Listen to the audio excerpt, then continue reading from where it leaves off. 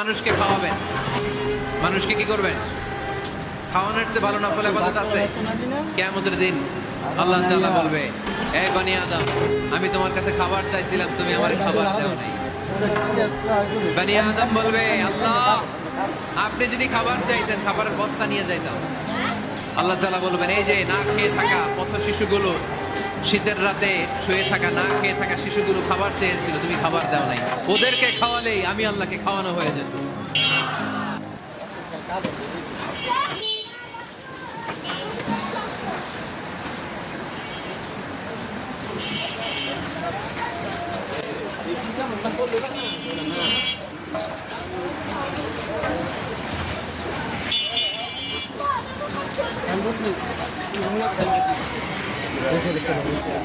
गाड़ी से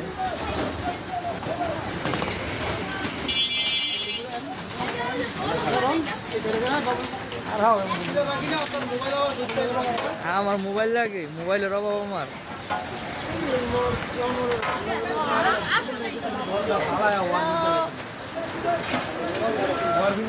আছে